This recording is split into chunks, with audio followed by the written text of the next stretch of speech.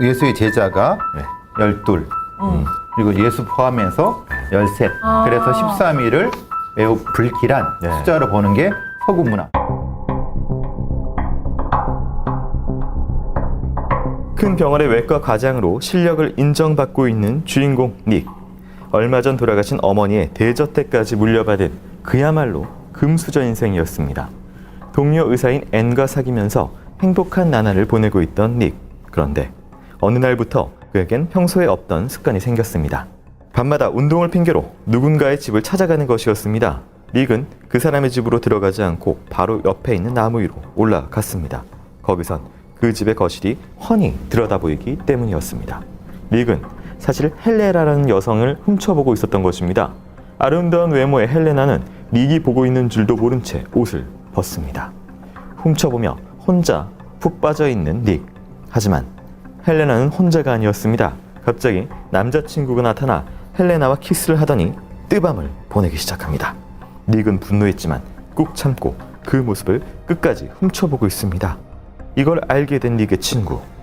야 이놈아 정신 차려. 넌 그저 그 여자랑 하룻밤을 보냈을 뿐이야. 그 여자 그만 훔쳐보라고. 이 스토커 자식아 철컹철컹해 아주 그냥. 하지만 닉은 여자친구 몰래 헬레나에게 꽃을 보내고 훔쳐보는 걸 멈추지 않습니다. 그러던 어느 날 닉은 어머니의 대저택에서 파티를 열었습니다. 파티는 고급스럽고 성대했습니다.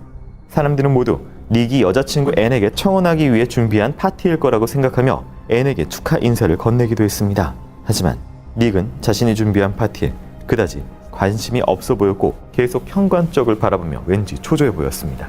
그때 검은색 드레스를 차려입은 헬레나가 저택 안으로 들어왔습니다. 이것이 파티의 목적.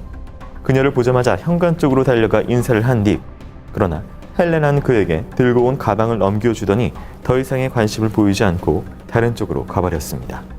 그런 헬레나를 찬양하는 눈길로 바라보는 닉에게 친구가 다가왔습니다. 닉? 저 여자 누구야? 혹시 네 여자친구 아니지? 아니면 내가 찜꽁한다? 잘한다. 그렇게 친구와 헬레나는 눈이 맞아 파티장을 떠났고 시무룩해진 닉. 그 모습을 보자 여자친구 앤은 눈치도 빠르게 저 여자랑 잤지? 이 나쁜 놈아! 하면서 역시 파티장을 떠나버렸습니다. 그날 새벽 헬레나에게 전화가 걸려왔습니다. 가방을 두고 갔으니 내일 오전 10시 15분까지 공항으로 가져다 달라는 내용이었습니다. 헬레나의 가방을 품에 꼭 안고 잠이 든 닉. 다음날 닉은 일부러 공항에 늦게 나갔고 헬레나는 비행기를 놓쳤습니다. 심지어 연락처가 적혀있는 수첩은 안 들고 온 닉. 닉은 수첩이 집에 있을 거라며 그녀를 유인해 집으로 데려갔습니다. 수첩은 주지 않고 헬레나에게 와인과 음식을 자꾸 권하는 닉. 뚜껑이 열린 헬레나가 화를 내자 닉은 사이코처럼 웃으며 수첩을 내줬습니다. 분노한 헬레나는 그 집을 나와 도로 쪽으로 향했습니다. 그 순간 갑자기 달려온 차가 헬레나를 치더니 그대로 달아나 버렸습니다. 갑작스러운 교통사고를 당해 정신을 잃어버린 헬레나. 의식을 차려보니 병원이 아닌 닉의 침대였습니다. 그리고 침대 위에 앉아있는 그녀의 두 다리는 이미 절단되고 없었습니다. 굉장히 사랑스러운 제목. 남자가 여자를 사랑할 때. 왜 제목을 이렇게 붙였는지 모르겠지만 네, 이렇게 붙였습니다. 1993년작이고요. 이제 외과 의사가 스토커고 어떤 사고를 당했고 깨어나 보니까 두 다리가 잘려서 이렇게 침대에 앉아서 약간 약물을 탁탁탁탁 맞고 있는 그런 상황이에요. 네. 아니 그러면은 이게 외모 때문에 빠진 건 아니네요? 다리를 잘라버릴 정도면은 사실은 외적인 거에만 빠졌다면 다리를 자르질 않았을 것 같아. 외적인 것 중에서 팔다리는 필요 없는 거지. 얼굴에만 빠진 거야? 얼굴과 몸만. 팔다리는 그냥 필요 없는 게 붙어 왜냐면 있다라고 팔다리는 생각해요. 도망가는 거니까 필요 없고 얼굴과 몸만 필요한 소유. 뭐 이렇게 생각하면은 네. 그냥 이런 류의 영화는 그런 것이 아닐까. 네, 강력한 집착을 좀 보여주고 네. 있긴 하는데 영화 초반에 보면요, 이제 닉이 어머니에 대한 이야기가 나오는데요. 닉의 아버지는 이제 파티 때도 일하는 바쁜 의사였고 어머니는 흰색 가운에 이제 금발의 아름다운 여성으로 나오는데요. 아버지를 두고 수많은 남자를 집에 들여서 잠자리를 하고 어린 아들한테도 그걸 숨기지 않는, 전혀 숨기지 않는 그런 어머니로 나오고 아들한테 자신의 나체도 거리낌 없이 보여주고 이런 시절, 어린 시절에 관련된 이야기가 나오거든요. 근데 이게 지금 이제 어른이 됐을 때 어떤 집착과 연결이 됐기 따고 했기 때문에 스토리에 넣었겠죠. 이건 집착이 아니라 처벌이죠. 네. 처벌. 그러니까 어머니에 대한? 자기 아버지와 네. 자기를 버린 어머니, 그것도 그 어머니가 금발의 아름다운 얼굴을 한 여성을 이제 똑같이 만들면서 도망 못하게 소유함으로써 어머니를 처벌하는 그런 방식으로 이 닉이라고 하는 사람이 네. 생각을 가지고 있을 수 있는 거죠. 그러니까 그 에드워드 캠퍼라든가 그 유명한 연쇄살인범 같은 경우도 네. 뭐 다른 비슷한 연쇄살인범들도 결국은 마지막에는 자기 어머니를 죽여요. 네. 자기 어머니를 그렇게 아주 잔인하게 죽여. 왜 그러냐? 그랬더니 그때 똑같은 거예요. 자기가 있는 상태에서 아버지가 없고 수많은 남자를 집에 데려와서 네. 그 성관계를 갖고 그거를 다 보여줘요. 그래서 나중에 이제 그 연쇄살인범 이렇게 죽이고 마지막에 어머니를 죽이고 그 자수하나? 이 비슷해요. 잡히나 뭐 어떤 네, 그런 비슷해. 네. 그러니까 그게 이제 영화로 들어왔을 수도 있는 거죠. 네. 유명했던 인터넷 이야기 있잖아요. 사이코패스 테스트를 FBI에서 한다는 건데 언니가 한 남자를 사랑하게 됐는데 자신과 이제 직접적으로 아는 사람이 아니라서 짝사랑만 하고 있었다. 근데 어느 날 그 언니 자매 중 동생이 갑자기 죽게 돼서 장례식이 열렸다. 그리고 알고 보니까 언니가 동생을 죽였는데 왜 죽인 것인가? 이거 혹시 들어보셨어요? 너무 많이 유명해서. 네. 네. 그래서 알고 보니까 뭐 지인 장례식에 왔으면 내 동생 장례식에도 올 거기 때문에 부르기 위해서 한 번 더 보기 위해서 동생을 죽였던 것이다. 뭐 이런 이야기가 떠돌거든요. 그 정도 열정이면 열정. 수소문을 해서 직접 납치를 하든가. 네, 아니 뭐 인스타를 뒤지던가 네, 페이스북을 네, 네. 뒤지면 그 열정이면 동생을 죽일 열정이면 좀 약간 멍청한 게 아닌가 저 그런 생각이 들어요. 네. 자, 스토커에게 끔찍하게 다리까지 절단당한 헬레나가 나오는데요. 과연 그녀는 이 위기에서 어떻게 벗어날 수 있을지 뒷부분 이야기 한번 듣고 오도록 하겠습니다.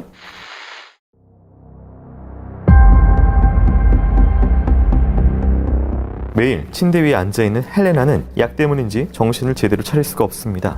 게다가 이미 다리가 절단되고 없는데도 다리 쪽으로 느껴지는 환치통 때문에 끔찍한 고통을 겪고 있습니다. 닉은 헬레나를 감금한 이후로 몇 주째 병원을 결근하고 있는 상황.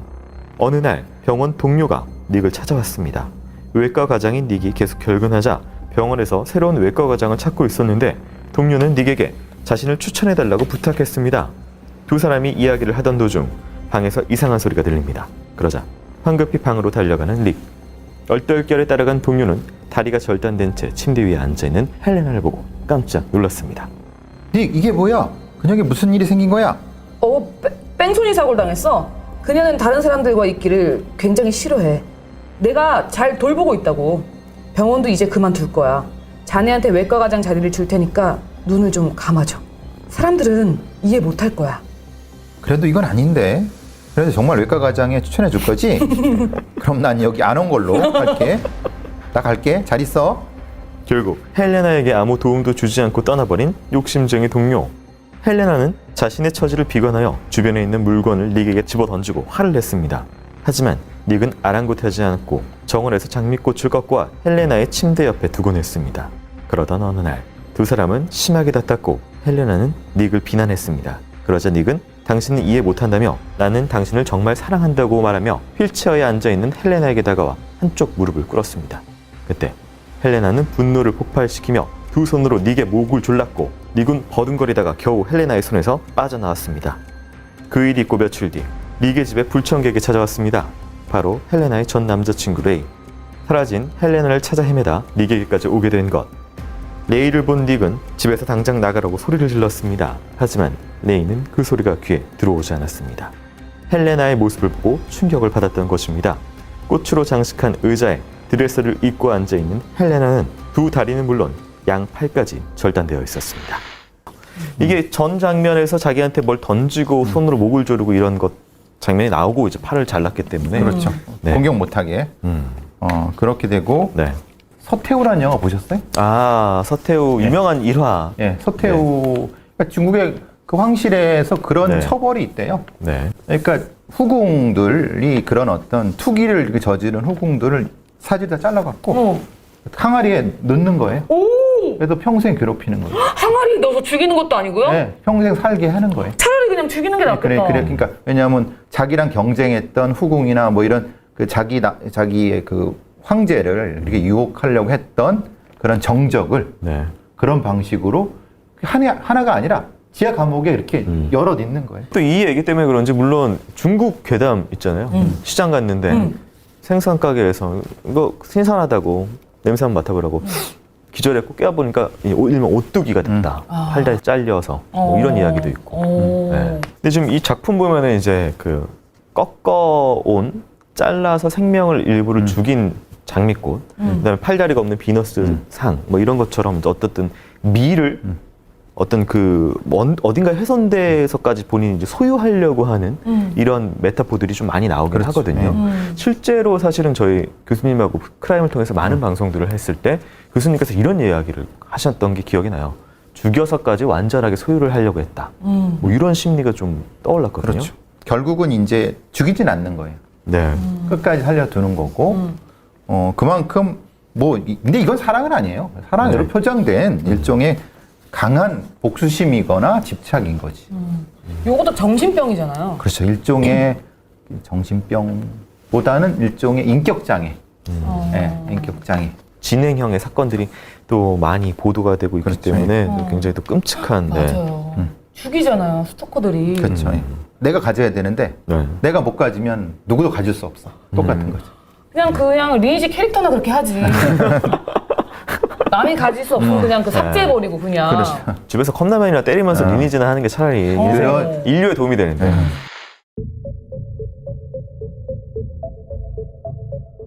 1958년 미국의 어느 시골 마을, 아름다운 풍경을 자랑하는 드넓은 크리스탈 호수에 캠프가 들어서고 밤이 되자 10대 아이들은 침대에 잠이 들어 있습니다.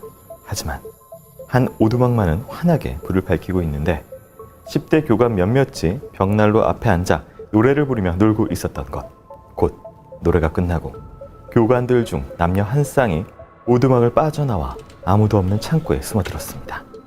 그곳에서 갑자기 서로의 사랑을 확인하는 두 사람. 그런데 누군가 그들 앞에 나타났습니다. 놀란 두 사람은 아무 일도 하지 않았다며 웃으며 변명을 하는데 갑자기 칼을 꺼내 두 사람의 배를 찌르며 공격하는 의문의 사람.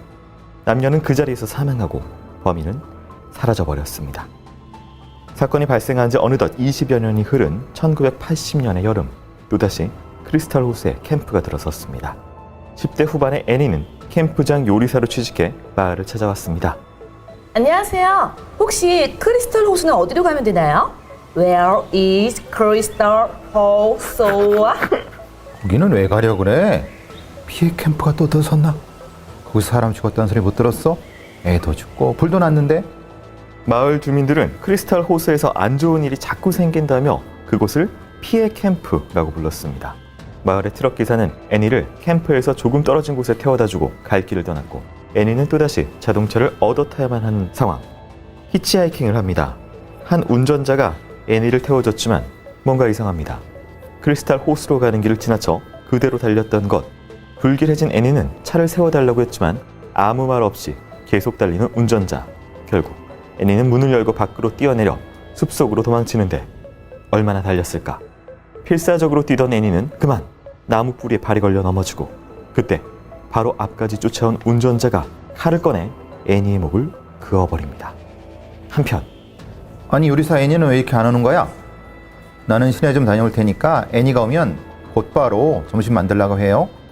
볼 일이 있었던 캠프장 대표는 시내로 떠나고 10대 교관들만 캠프에 남게 됐습니다. 그런데 누군가 숲속에 숨어 그들을 관찰하고 있었습니다. 6명의 교관 중 남녀 2명은 데이트를 하며 호수 주변을 거닐었습니다. 나머지는 3명.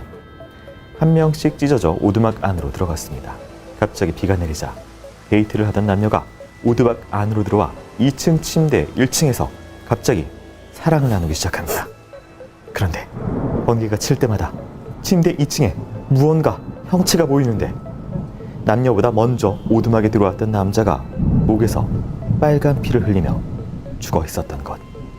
10대들의 빨간 사랑을 그리고 있는 영화 13일의 금요일입니다. 이 영화는 너무나 유명한 영화인데 막상 본 사람은 많이 없을 수도 있어요. 개봉을 언제 했어요? 1980년 이쯤에 했죠 거의. 네. 그래서 아마 옛날에 따지면 할로윈이라는 영화가 아마 78년에 나왔었던 것 같은데 그때 이어서 이런 게 통한다. 10대들 죽이고 이런 게 통한다. 만들자. 그래서 했는데 정말로 메가 히트를 해서 시리즈가 지금까지도 이어지고 있는 그런 영화입니다. 안나 씨는 좀 이런 거 좋아하잖아요. 피 막 흐르고 막 잔인하고. 그래서 전 사람 죽이는 것보다 좀비를 죽이는 거예요. 사람은 무섭구나. 사람은 피가 나잖아요. 근데 좀비는 그냥 진물만 맞아요. 나거든요. 그래서 보기가 좀 더 편하다고 할까? 좀 무섭기도 하고 네. 갑자기 놀래기도 하고 맞아요. 꼭 섹스를 한 후에 죽여. 맞아. 그러니까 맞아. 섹스 하는 중에 죽이거나. 네, 맞아요. 그래서 이게 슬래셔 무비의 규칙이라는 것이 몇 가지가 있는데 이 첫 번째 규칙이 로이가 가장 좋아하는 규칙입니다. 사랑을 나누면 사망. 그렇죠. 네. 사랑을 나누면 사망. 그러니까 이제 다 벗고 있고 네. 뭔가 자기 뭐 들려? 아이 신경 쓰지 마. 맞아. 꼭 그리고 여자가 먼저 눈치채. 그래 눈치채고 남자는 아직 빨리 끝내야지. 신경 돌진 그냥 야, 돌진. 지금 그게 중요해요. 아니 만약에 뭔가 있다니까. 그래 그럼 갑자기 그 여자 얼굴에 피가 그렇겠네. 뚝 떨어져. 그리고 이제 젊은 청소년들이 죽고 보통 이제 나이 드신 분들은 잘 안 죽어요. 네, 이런 규칙이 있고 또 이거 있죠. 몸매가 좋은 사람이 또 항상 나오거든요. 남자 여자 죽습니다. 몸매 좋은 사람들은 항상 미시피 버닝. 이제 버닝이라고 하는 그 영화가 비슷해요. 이창동 감독님 거 아니죠? 아이 네. 이상한 네. 사람. 미시피 버닝은 네. 스릴러인데 버닝이라는 영화가 이에 비슷한 아마 아류작 같은데 그 버닝은 이제 그 큰 가위 같은 거 잘라요? 그걸 손가락을 두두둑 자르는 게 그게 특징이에요. 다 나와요. 네, 이게 하면 됐어 없어졌어. 이게 이제 그래서 그게 이제 그게 나타나요. 네. 아마 이거의 아류일 수도 있어요.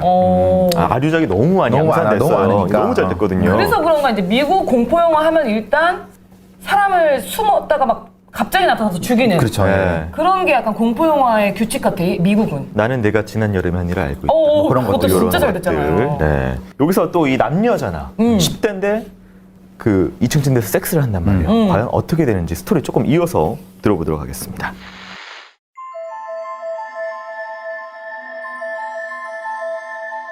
이 2층 침대에 사람이 죽어 있는 줄도 모르고 지 욕정 못 이겨 사랑을 나누는 두 사람.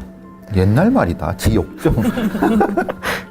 관계가 끝나자 여자는 화장실에 다녀오겠다며 옷을 입고 나갑니다. 그러자 자리에 누워 대마초를 피우기 시작하는 10대 남자애. 그때 갑자기 침대 밑에서 손이 쑥 올라오더니 남자의 이마를 잡습니다.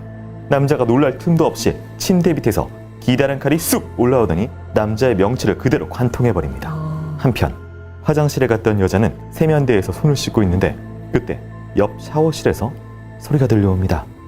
괜히 친구들의 이름을 부르며 장난치지 말라는 여자. 샤워 커튼을 하나씩 들어 올립니다. 하지만 뭐야? 아무도 없잖아. 분명히 들었는데. 내 상상이었나? 또 들리는데? 누구세요? 당신 누구야? 여자가 뒤를 돌자마자 커다란 도끼가 여자의 얼굴을 찍습니다. 와. 도대체 이들은 왜 살해당하는 것이며 다음 차례는 누굴까? 이제 캠핑장 안에는 10대 교관 3명만 남아 있습니다. 오두막 안에서 놀고 있는 이들은 친구들이 안 오자 걱정은 됐지만 각자 방에서 쉬고 있을 거라 생각했습니다. 그리고 이내 한 여성이 잠을 자겠다며 자신의 방으로 돌아갔습니다. 그런데 갑자기 밖에서 들려오는 음울소리. 좀 도와주세요. 살려주세요. 제발 도와주세요. 여자는 자신의 친구라고 생각하고 플래시를 들고 밖으로 나가는데 목소리는 여기요 빨리요 하며 재촉하고 비오는 밤 착했던 여자는 목소리를 따라갔지만 결국 끔찍하게 죽고 이제 캠핑장에 남은 사람은 2명뿐. 그런데 갑자기 전기가 나가고 놀란 두 사람은 창고로 향합니다. 그런데 창고의 침대에는 피 묻은 도끼가 있었고 전화선은 잘려 있습니다. 친구들의 장난인 걸까? 그리 심각하게 생각하지 않은 두 사람. 남자는 창고에 남아서 전화선을 고치고 여성 앨리스는 오두막으로 돌아갔습니다. 하지만 아무리 기다려도 남자가 오지 않자 창고로 간 앨리스. 창고 문을 열자 놀랍게도 남자가 문에 매달려 죽어 있습니다. 비명을 지르며 밖으로 뛰쳐나간 그때 차 한 대가 캠핑장 안으로 들어오고 중년의 여성이 내렸습니다. 그녀는 자신이 캠핑장 사장의 친구 파멜라라고 했습니다. 파멜라는 앨리스에게 자초지종을 듣더니 갑자기 사건 현장을 확인하겠다며 오두막 안으로 들어갔습니다.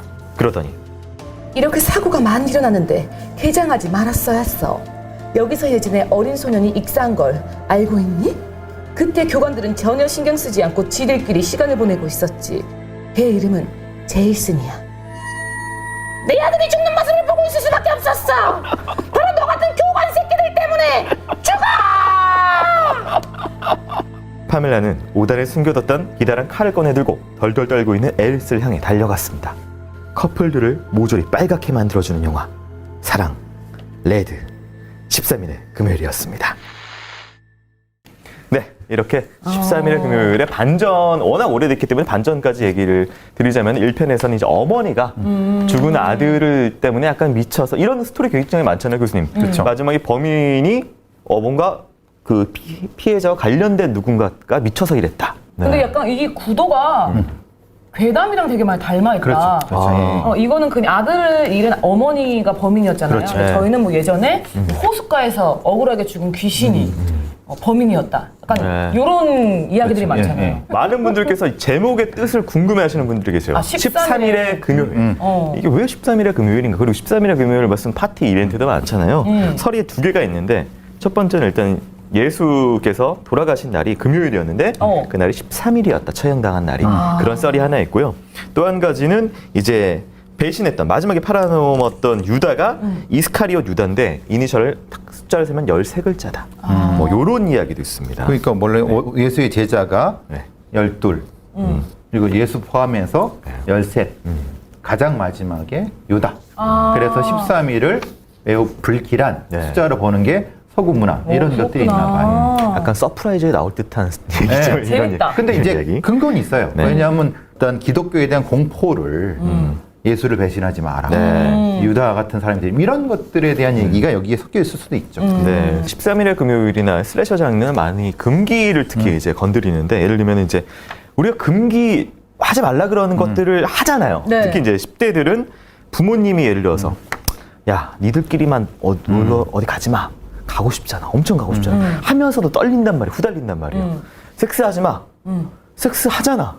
하면서도 뭔가 좀 찜찜하단 말이에요. 네. 그러니까 10대들이 어떤 이런 가지고 있는 하고 싶지만 뭔가 찜찜한 어떤 금기에 통제되는. 그런 것들에 대한 것들을 싹싹싹싹 요소들이 근데 그게 되게 건드리고 재밌고 있어요. 네. 청소년들끼리 자기들끼리 캠프 가서 네. 섹스하고 대마초 막 피고 그러고 네. 근데 그런 걸 그 부모들은 싫어하고 네. 근데 그런 걸 청소년들은 좋아하고 그런 청소년들을 죽임으로써 부모도 쾌감 네. 청소년들도 그거 보면 두려움 느끼지만 또 거기에 대한 재미 사실 근데 이게 교육 영화 아닌가요? 교육 영화 그럴 수도 있어. 맞잖아. 못하게 하는 거. 하지 마. 무섭게 공포심을 재미있는 영화로 심어주는 거 아니야. 그렇죠. 네. 그래서 이제 이 여러 가지 규칙 중에서 엔딩과 관련된 이 슬래셔 무비 규칙 중에 파이널 걸이라는 규칙이 있습니다. 마지막에 그 약간 예를 들면 순결한 여자가 살아남아요. 아니면 마지막. 굉장히 순수하거나 아무것도 그러니까 좀 어떻게 보면 똑똑하지도 않아. 근데 가장 그런 착한. 착한 그런 여자가 살아남은 거 파이널 걸이라고 이름을 좀 붙여주는 그런 게 있습니다. SF 영화에도 네. 공상과학 영화에도 대부분 그렇게 돼요. 네. 메일리언 같은 경우도 한 사람이 살아남는데 제일 약간 좀 어리고 네. 가장 착한 그런 형태. 그리고 이 영화를 고른 이유는 올해 크리스마스에 우리 베로이는 살아남는다. 나 혼자 살아남는 거야. 다 죽는 거지. 착하고 순진한. 그렇지. 그래서 이 영화를 골라봤습니다. 근데 자. 반전이 있어. 네. 등에 칼이 꽂혀 있어. 마지막에. 그럼 끽 쓰러져. 세 번째 가장 센 거를 가장 마지막에 배치를 했습니다. 좀 많은 분들께서 좀 보셨을 만한 공감이 있을 만한 그런 영화입니다.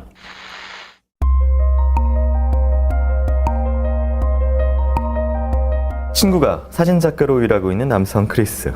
그에게는 5개월을 만난 사랑스러운 여자친구 로즈가 있습니다.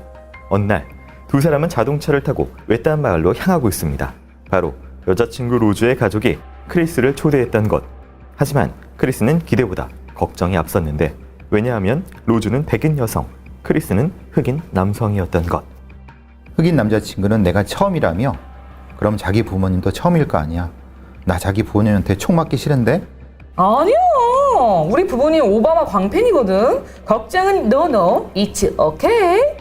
크리스의 절친 로드 역시 백인 여친 집엔 함부로 가는 게 아니라며 크리스에게 충고했습니다. 그러나 걱정이 무색하게도 집에 도착하자 환하게 웃으며 크리스를 환대하는 로즈의 부모님. 웰컴 크리스. 나는 오바마가 대통령에 출마하면 또 뽑을 거라고. I love Barack, Barack. 로즈의 가족은 의사인 아빠 딘, 최면 치료사인 엄마 미씨, 그리고 남동생 제레미까지 4식구였습니다. 크리스는 곧 집안의 흑인 가정부 조지나와 흑인 집사인 월터를 만나게 되는데 백인 고용주 밑에서 일하고 있는 흑인의 조합이 조금 찜찜했던 크리스. 딘은 눈치를 챘는지 부모님의 간병인으로 고용했던 사람들인데 오래전부터 집안과 함께 해온 사람들이라 내칠 수 없다고 설명했습니다. 상황을 이해한 크리스.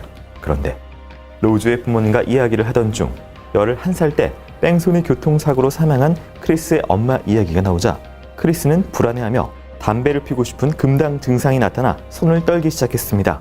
그러자 딘은 최면 치료사인 로즈의 엄마에게 최면을 받아 담배를 끊어보는 게 어떻겠냐고 제안했고 크리스는 정중히 사양합니다. 그런데 최면 이야기가 나오자 갑자기 옆에 서 있던 가정부 조지나의 표정이 일그러지더니 어딘가 이상해 보였습니다.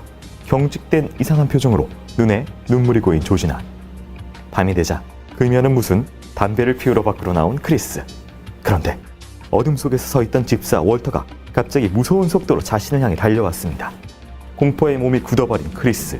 하지만 어찌된 일인지 월터는 크리스를 그냥 지나쳐 뛰어갑니다. 찜찜한 마음으로 집에 들어온 크리스는 거실에서 차를 마시고 있는 로즈의 엄마 미씨와 마주칩니다. 크리스는 그냥 가려고 했지만 미씨는 크리스를 불러 소파에 앉히고 교통사고로 사망한 크리스의 엄마 이야기를 꺼냈습니다. 그러더니 티스푼으로 찻잔에 차를 휘저는 행동을 계속하는 미씨. 그러자 크리스는 자신도 모르는 사이에 고기 굽는 불판을 보듯 티스푼을 쳐다보게 됐고 점점 최면 속으로 빠져들게 되는데 예비처가 댁에 따뜻한 사랑을 그리고 있는 영화 겟아웃입니다. 2017년작이고요. 많은 분들께서 보신 영화예요. 네, 교수님은 보셨죠? 예. 네. 뭐 계속 방송해 주대요. 그래서 2번 본 것 같아요. 이 신선도가 무려 로튼토마토에서 99%예요. 네, 굉장히 당대의 신선한 영화였다.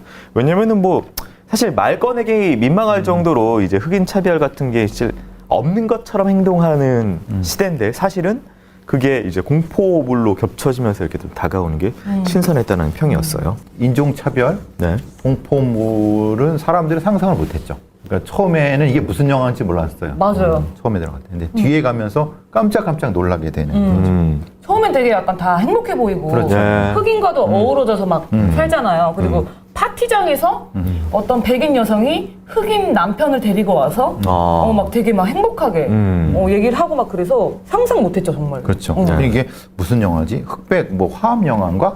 이런 맞아, 얘기를 맞아. 이제 교육용 영화인가? 교육용 네. 영화니까. 근데 앞부분에 보면 이제 로즈 아빠 딘이 흑백 사진을 이렇게 하나 가리키는데 거기에 이제 로즈 할아버지가 찍힌 사진이라고 하는데 1936년 베를린 올림픽에 나갔는데 육상 최종 예선에서 흑인인 제시 오원스에게 패했다. 뭐 이런 이야기를 해줘요. 근데 이게 스포라서 할 수는 없지만 그 월터가 막 집사 월터가 막 뛰어오는 장면 있잖아요. 그거랑 이제 또 연결되어 연결되어 있는 있는 거죠. 그리고 또 이제 베를린 이제 당시 나치 그다음에 흑인한테 진 백인 뭐 이런 것들이 좀 암시적으로 깔려 있는 스토리. 그렇죠. 근데 네. 사실 틀러가 일종의 자기 민족의 아리안족의 우수성 그것 때문에 베를린 올림픽을 취했고 네. 여러 가지 그런 요소들이 많죠. 네. 근데 그게 암시하는 이 영화가 암시하는 바도 그런 부분이 있었던 것 같아요. 네. 근데 이게 사실 우리도 또 대놓고는 얘기 못하지만 또 상대방 부모님 만나면 여러 가지 차별 요소들이 있잖아요. 예를 들면 뭐 얼마 전까지만 해도 지역 차별도 있었고 그다음에 이제 뭐 외모, 연봉 뭐 등등 해가지고 여러 가지 또 어떤 사람이다라고 이제 계층을 나누거나 뭐 이렇게 해가지고 차별하는 그런 것들이 있잖아요. 아 있죠. 네. 혹시 뭐 주변에 상대 뭐 쪽에서 지인이나 부모 쪽에서 좀 무시하거나 차별하거나 뭐 이런 것들에 대한 케이스 없을까요? 그건 잘 모르겠는데 그 아는 사람이 네. 이제 그 상견례를 다 끝냈대요. 네. 끝내고 이제 그거 있잖아요. 그 나는 안 해서 기억이 잘 안 나는데 여자네 집에서 남자네 집에 돈을 주면은 그걸 얼마를 띄고 돈을 다시 돌려주는 관습 있잖아요. 네, 그런 거 있어요. 예. 줄 때 되게 예쁘게 왜 비단 같은 걸로 이렇게 비단실로 이렇게 막 해갖고 해가지고 꾸며가지고 이제 딱 주는데 네. 돈을 몇 프로 띄고 난 다음에 줄 때 또 예쁘게 줘야 되는데 네. 흰 봉투에 넣어서 줬대요. 아. 그러니까 이제 여자네 집에서 좀 우리 집을 그러겠다. 무시한다. 아. 남자네 집인가 아무튼 음. 순서는 모르겠어. 기억이 안 나는데 하여튼 뭔지 알 것 아무튼 같아요. 돌려받은 사람이 이제 그 흰 봉투를 무시했다. 그래서 결혼이 파토 났던. 아, 그 봉투 때문에? 그 흰 봉투 때문에. 사실 미국도 은근히 이제 옷이라든가 아니면 해고 다니는 걸 통해서 어울리지 않게 만드는 거예요. 아예. 아예 소위 말하는 취미라 이런 것들을 자기들끼리 하고 엄마들끼리 자기들끼리 백화점 가면서 그 서클을 만들어 갖고 아예 다른 계층이라고 하는 걸 생각을 못하게 하는 그런 차별이 존재하는 거죠. 그러니까 우리는 그거를 대놓고 하진 않지만 네. 실제로는 있는 거죠. 거기도 있는 거고 미국은 문화적으로 이제 그렇지 않은 문화라고 하지만 그 사실은 반사기성이 있는 거고 제가 뭐 말하자면 군대에 있을 때 그럴 때는 전라도 놈들에 대한 전라도, 경상도, 뭐 서울 다 만나봤거든요. 네. 다 쓰레기들 많습니다. 그러니까 네. 다 개쓰레기예요. 누굴 만나냐니 지역 넘나들 거 없이 다 개쓰레기들이에요. 아, 있습니다. 예. 지역마다. 근데 이게 저희가 최면 잘 모르는데 예를 들어서 올드보이 같은 거 보면 뒤에 그런 게 나오잖아요. 그러니까 오대수, 최민식 배우가 사실은 그 횟집으로 나가자마자 가게에 최면을 걸었던 거고 미도가 손을 잡자마자 기절하게 최면을 걸었던 거고 막 이런 식의 것들이 뒤에 나오는데 여기서도 지금 뭐 예를 들어서 담배를 최면으로 못 피게 한다든지 그 이상을 뭐 이걸 저을 때마다 약간 기절하게 힘 못 쓰게 한다든지 이런 것도 가능한 영역인 거예요? 체면 감수성은 네. 한 40% 된다고 해요. 전체 네. 100명의 인류 중에서 한 40%만 최면이 걸리고 나머지는 뭐 안 걸린다고 하는 사람도 있고 네. 그러니까 모두가 되는 건 아니에요. 뭐 많게 봐야 40%, 적게 봐야 30%고 네. 그 사람들 중에서도 완전히 깊이 빠지는 최면은 또 적어요. 그러니까 이거는 그 원래 최면의 효과를 과장한 것이 되는 거고 영화적으로? 예, 이제 과장하는 거고 또 몸을 통제하는 것 자체도 그것도 가능성이 좀 적어요. 그러니까 그것을 이제 작은 가능성을 좀 크게 틔운 거죠. 최면이랑 세뇌랑은 많이 다른 거예요? 들어가는 맥락은 조금 유사할 수도 있는데 최면은 말하자면은 인간의 기억에 막혔던 걸 걷어주는 거고 세뇌는 넣는? 강화하는 거죠. 행동을 반복해서 강화하는 의식을 강화하는 거죠. 네. 다르죠. 자, 그렇게 저희가 이 연말 따뜻한 겨울에 어울리는 영화 세 편 따뜻하다. 이렇게 살펴봤습니다. 기분이 더러워졌어요. 기분이 더럽다고. 아니 나는 원래 기분 더러운 영화를 좋아하는데 네네네. 근데 연말인데 예, 기분이 많이 상해서 가네요. 네. 생각해 볼 건 있어요. 연인 간의 관계나 여러 가지 부분들에 대해 생각해 볼 것들은 있는데 내가 혹시 연인들에게 뭐 그런 고 있진 않을까 어떤 그런 가치관을 갖고 있진 않을까 하는 부분들은 또 한번 좀 생각해 봐야지 조금 더 따뜻한 진짜 따뜻한 연인 관계들이 생기지 않을까 하는 의미로 이렇게 마지막에 약을 좀 한번 쳐봅니다. 여러분들께서 이제 다 연말 잘 보내시라는 의미로 이렇게 좀 방송 마치도록 하고요. 우리 뭐 인사하면서 메리 크리스마스 아니면 뭐. 메리 크리스마스 메리 마무리할까요? 크리스마스 할까? 자, 메리 데스마스. 크리스마스.